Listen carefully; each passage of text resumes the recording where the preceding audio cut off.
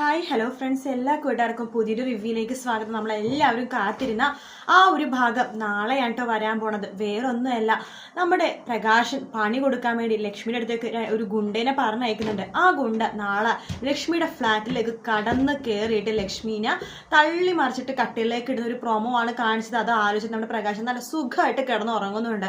ശരിക്കും പ്രകാശിന്റെ ഒരു സ്വപ്നം മാത്രമാണ് കേട്ടോ അത്. ലക്ഷ്മിനെ ശരിക്കും ആരും പിടിച്ച് തള്ളണമൊന്നുമില്ല.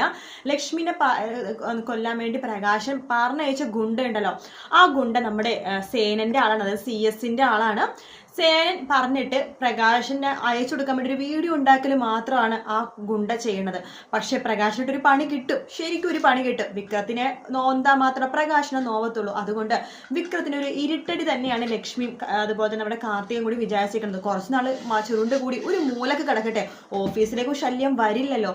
അതുകൊണ്ട് കാർത്തിക വിചാരിക്കും എന്തായാലും അടിച്ചൊരു മൂലക്ക് ഇടാമേ, ഓഫീസിലേക്ക് കുറച്ചാൾ വരാതിരിക്കും. അവൻ MD കസേര നിളഞ്ഞിരിക്കുന്നത് കാണാൻ എനിക്ക് വലിയ ഇഷ്ടമൊന്നുമില്ല എന്ന് പറയാണ്.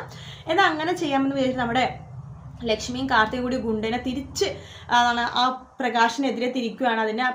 അതിന്റെ ഫലമായിട്ട് കിട്ടുന്നത് വിക്രത്തിന്റെ ശരീരം കേടുപാട് വന്ന് കിടക്കണതാണ് കാണാൻ പോണത്. അത് ആലോചിച്ച് നമ്മുടെ പ്രകാശൻ ഒരുപാട് വിഷമിക്കും. അപ്പോഴും പ്രകാശിന് അറിയില്ല ഇത് ലക്ഷ്മിയുടെ കളിയാണെന്ന്. കിരണും കല്യാണിയും തന്നെയാണ് ഇതിന് പുറകിൽ അപ്പോഴും പ്രകാശനും പറയുള്ളൂ.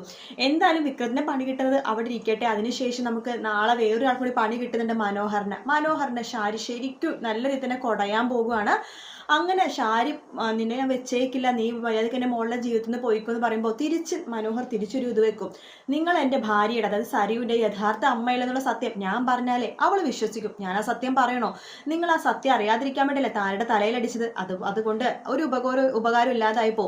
ഞാൻ എൻ്റെ ഭാര്യയുടെ പറഞ്ഞാൽ അവൾ വിശ്വസിക്കും. ദൈവം ഇറങ്ങി വന്നപ്പോഴും അവൾ വിശ്വസിക്കില്ല. പക്ഷെ ഞാൻ പറഞ്ഞാൽ അവൾ വിശ്വസിക്കും. എന്താ, അവളെ ഞാൻ സത്യങ്ങൾ അറിയിക്കുന്നു, എല്ലാ തെളിവും എൻ്റെ കയ്യിലുണ്ടെന്ന് പറയുമ്പോൾ ഷാരി അവിടെ തകർന്നു പോകുവാട്ടോ. അങ്ങനെ പ്രകാശനും ഷാരിക്കും ഒരേ സമയത്ത് തിരിച്ചടി കിട്ടുന്ന ഭാഗമാണ് നമ്മൾ നാളെ മറ്റന്നാളായിട്ട് കാണാൻ പോകുന്നത്. വീഡിയോ ഇഷ്ടപ്പെട്ടെങ്കിൽ ലൈക്ക് ചെയ്യുക, സബ്സ്ക്രൈബ് ചെയ്യുക, കമന്റ് ചെയ്യുക. മറ്റൊരു വീഡിയോ ആയിട്ട് വീണ്ടും കാണാം. Take care, bye bye.